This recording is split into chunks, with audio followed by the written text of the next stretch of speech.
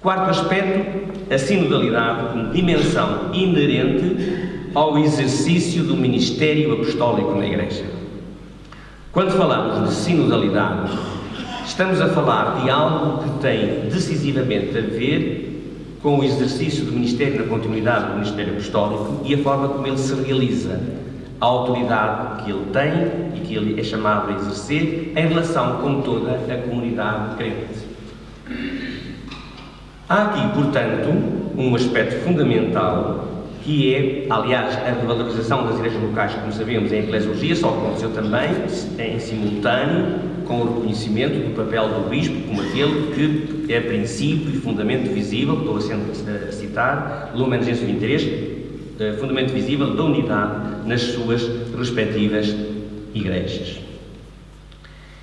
E, portanto, é aqui que nós encontramos uma certa correspondência entre aquilo que é a realidade do ministério na continuidade do ministério apostólico e aquilo que é o lugar dos cristãos no seu conjunto, de todos os batizados, dos quais também, obviamente, os ministros ordenados fazem parte.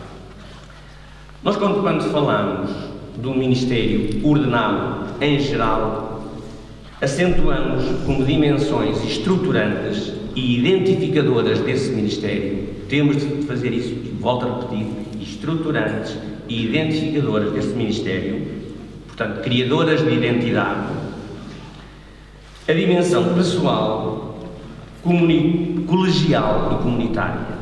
Traduzindo para esta situação, trata-se aqui de uma articulação, o Hervé Legrand insiste muito nisso e muitos outros com ele, tem de haver uma articulação entre o modo pessoal do exercício da autoridade pastoral do bispo, do pároco, de quem for, portanto, articulação dessa autoridade pastoral, também pessoal, com o seu modo colegial, alguns, aqueles que exercem um ministério específico na Igreja, e o seu modo comunitário, que é todos.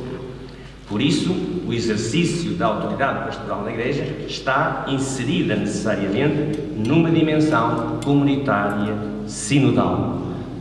Dizendo noutra linguagem, nós poderíamos dizer que há aqui uma correlação entre o ministério ordenado, o sacerdócio comum dos fiéis, há uma correlação entre o princípio sinodal e o princípio hierárquico na Igreja. Portanto, estamos diante, por isso disse, de uma estrutura fundamental.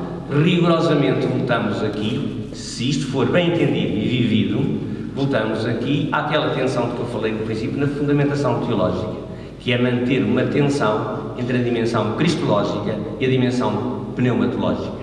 Por um lado, a dimensão cristológica marcadamente perceptível, não exclusivamente, mas marcadamente perceptível no ministério apostólico, a dimensão da ação do Espírito nessa atenção à pluralidade de dons, serviços e carismas.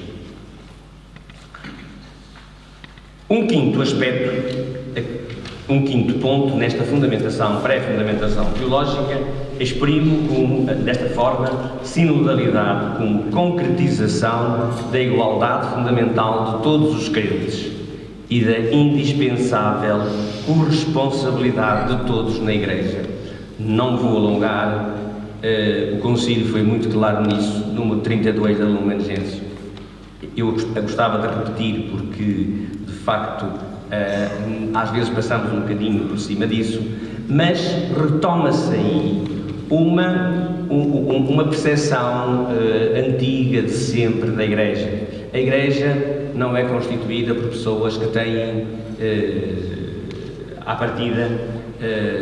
que são à partida estruturalmente desiguais ao ponto de o batismo quase ficar condicionado. A vivência da comunhão e da comunidade não pode ser em abstrato. E já há muito tempo o Yves Congar escreveu um texto muito interessante em que ele lembra um adágio antigo da canonística medieval que diz, é o título do próprio artigo, Quod omnes tangent ab omnibus approbari debet. O que diz respeito a todos deve ser aprovado por todos. Sexto ponto e último desta breve fundamentação teológica: sinodalidade como expressão, diz, de indispensável contemporaneidade com o nosso tempo. Um dos demónios que às vezes se exorciza é que sinodalidade nada tem a ver com democracia. E realmente a origem da sinodalidade não é a democracia. E realmente nós não precisamos propriamente da democracia para a vivência sinodal. Mas nós precisamos estar atentos aos sinais dos tempos e à consciência cultural que nos envolve. Temos esta obrigação como cidadãos e temos esta obrigação como cristãos. Não há que ter medo nenhum, de colocarmos algumas questões na concreta operatividade da nossa vida eclesial, perguntando-nos como é que determinadas coisas funcionam na nossa vida comum e funcionam ou não funcionam na vida da Igreja. Porque, não tenhamos dúvidas, nós vivemos na Terra e num contexto. E se o Concílio Vaticano II retoma esta insistência na sinodalidade e se depois muita coisa se fez nesta recepção do Concílio, há aqui, obviamente, dois momentos. Um momento de refontalização, que o professor David Barbosa acabou de assinalar muito bem, mas há também um momento de sensibilidade, de sensibilização àquilo que é a consciência cultural prática, contemporânea. A democracia não é só o aspecto político, a democracia assenta em formas de vida, em modos de viver, que têm muito a ver com a comunicação, com a tolerância, com os direitos humanos, com a atenção ao outro, com a capacidade de acolhimento, etc, etc, etc. Ioann Baptiste Metz, só para não haver dúvidas nenhumas, num dos seus escritos sobre a teologia do mundo, disse uma coisa que para mim é absolutamente indiscutível. Nós cristãos somos chamados a ser contemporâneos do nosso tempo na não adequação ao tempo. Isto é, nós somos chamados a discernir aquilo que no tempo é realmente, pode ser sinal de interpelação do Espírito Santo de Deus. Mas temos de fazer isso na contemporaneidade, com a consciência de estarmos envolvidos no nosso tempo e no nosso mundo. Para respeitar o que me foi pedido, eu terei mais 2-3 minutos, penso eu. A terceira e última parte, mais de ordem prática, eu só enuncio os títulos e depois, se houver algum interesse de diálogo sobre essas matérias, podemos conversar. O terceiro ponto está formulado assim, então: a sinodalidade como responsabilidade e tarefa hoje, os desafios de um sínodo diocesano. E eu aqui, pensando um pouco, formulo 5. O primeiro é a realidade predominante na consciência e na prática eclesiais. Muito simples: o que é que há, o que é que existe nas nossas comunidades? Qual é a mentalidade da maior parte das pessoas, mesmo de muitas, que frequentam as nossas celebrações dominicais? Há aqui um hábito mental e prático que tem de entrar e que, de facto, muitas vezes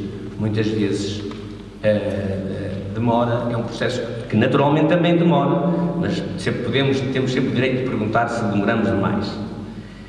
E há uma questão que não deixo de colocar aqui, exatamente neste contexto. Nós temos um problema com alguma gravidade em geral, não estou a falar aqui para Lisboa apenas, mas também falo para Lisboa. Nós temos um problema de liderança pastoral. E quando digo liderança pastoral, eu quero dizer o seguinte: a importância que nós atribuímos ao Ministério Apostólico, ao Ministério ordenado na continuidade do Ministério Apostólico, significa precisamente um Ministério de direção, condução da comunidade. E conduz uma comunidade na celebração da fé, no modo como se celebra, conduz uma comunidade na estruturação que se estabelece, nas opções pastorais que marcam o ritmo da vida das comunidades, etc, etc. Eu, neste momento, considero que há aqui um grave problema que devemos enfrentar sem receio de o ter entre mãos. Segundo, as condições de um verdadeiro e continuado diálogo na Igreja. É um problema nós dialogamos pouco sobre aquilo que nos diz respeito.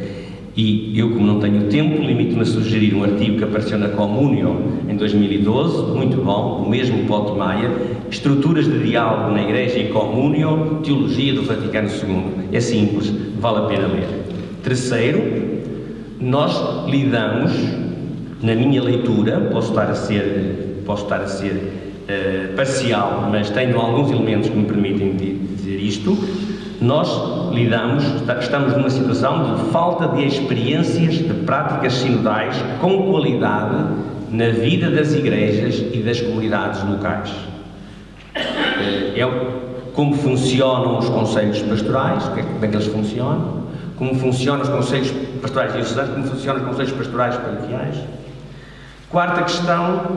Quarto ponto, a questão da dimensão consultiva dos órgãos sinodais e suas consequências. É outro demónio que exorcizamos. Os sínodos, os conselhos pastorais são só consultivos. Na realidade, a própria Igreja não pensa bem assim. E mesmo quando pensa assim, nós temos a obrigação de ajudar a, talvez, pensar um bocadinho melhor as questões na sua complexidade.